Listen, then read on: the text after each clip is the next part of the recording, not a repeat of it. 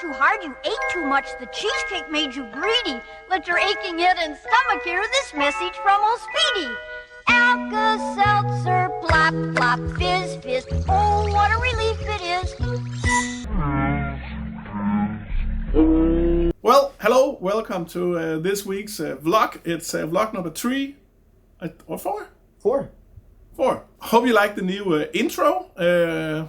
I like the name Trash Talk, and then we made this great little intro where I went into my trash can out here and found like this piece of plexiglass that's a leftover from a project that I'm actually making right now. It's the big project that I'm doing in 24, and it is in Detroit Lakes in Minnesota in the United States. As always, I start with going to the local landfill. I would like to try, and every time I come around the world, I would like to talk to all the people who knows about the trash and how it works, the different spots, because I think that if I show those videos to different people around the world, then we can all learn how to recycle better. That's right. Absolutely. Yeah. Absolutely. We got crushed there's concrete, waste concrete on the other side over there. Fall. So you just drive right up here. I'm assuming this is what you're looking for, right? Yeah, this would be great. There's so much stuff here. Save those ones. Save that one. All of that we could use for a structure and stuff like that. Okay. And they get different sizes because you have this. There's wider ones, bigger ones. Does it really matter the thickness or the width of the board? We'll get wider. too much, and then we'll make it work. Okay.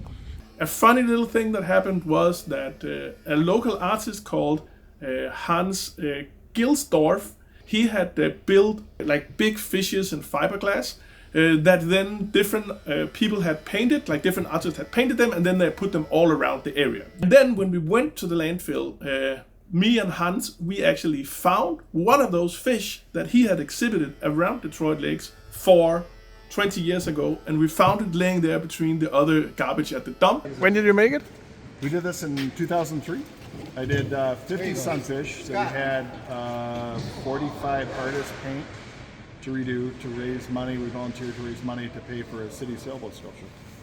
Perfect. Yeah. 20 years later, you get back again. Exactly. Yeah. We have 50 on it. I'm going to take a picture of that. That's amazing. I'm going to take a picture of that. This won't take too long. No. We'll keep it long. Hey guys. Hello. Larry. This is what we collect from the public. That green machine up there, that's an optical sorter for pop bottles, or that type of plastic. We also have an eddy current, which they use to separate out aluminum. Now, how much do you get paid to come with one can? We get paid right now probably 65 cents a pound. In the plastic pile, I noticed that there was these big yellow plastic crates. And it turns out that there is a local factory in the area that makes metal parts, and then they hold them in these plastic boxes, and then the plastic boxes wear out. So now we have to contact to this company, and they have collected, I think, around 3,000 of these yellow plastic boxes for my project over the last year. And then together with some inmates from the local prison, they're gonna help clean it and cut them and prepare them to build a sculpture. So I will build a big sculpture out of these yellow plastic boxes that will then be one of the 7 sculptures that the whole project counts.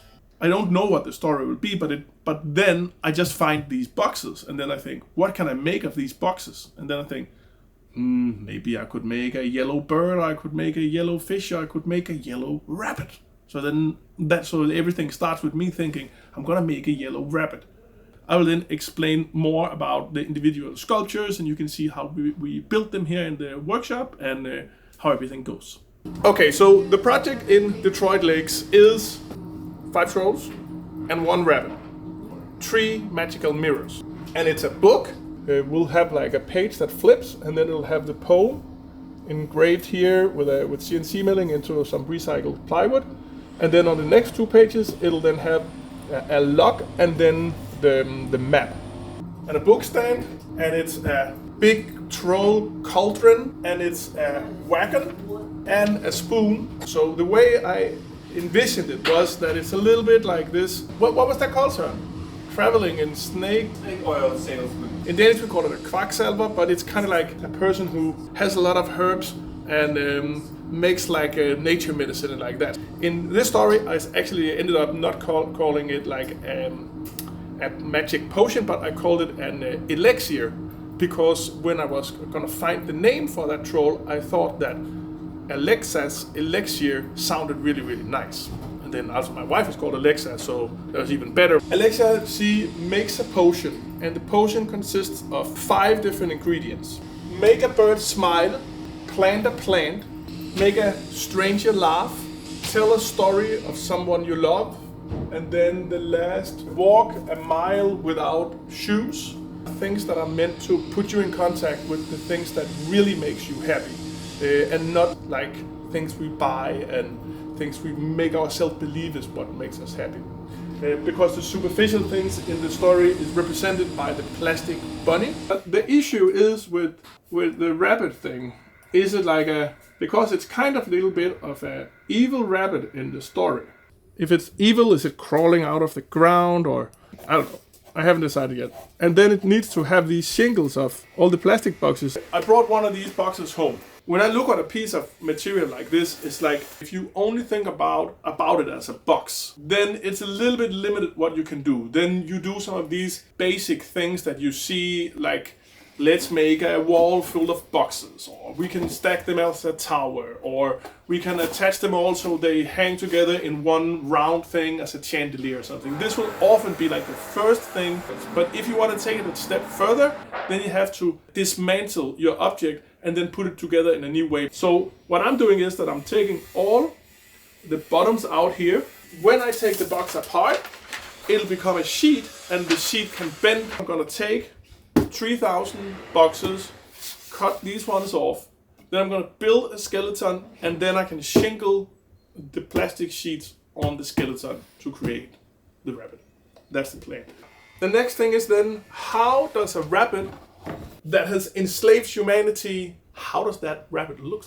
And I don't know, but I have been sketching a little bit, we have been talking about it. Often I actually just like to just go and then just build it, and because it can be hard to predict, with trash is not something you just order off the shelf, so it's an unpredictable thing, right? A little bit ago, I got this letter. There's a rabbit on my letter, and I don't know how to design my rabbit. It's a little bit of a mystery letter. There's a stamp from what I believe is from Oman on it. There's like some dude that looks like he's from like a shampoo commercial from the 80s. Could have been me in the 80s. She likes the trolls, and that it's just a really kind letter about that she's seen some of the trolls in Seattle. So I don't know if she's seen the trolls in Seattle, or if she's just seen them online. But clearly this is a person who's highly creative and can illustrate, and just like me, it's a person who likes and can draw rabbits. So I thought maybe Amalie could help me design the rabbit for my exhibition in Detroit Lakes. So if anybody knows Amelia, Amelia, with a little red heart in front of it, if anybody knows her, then please let her know that I'm looking for her.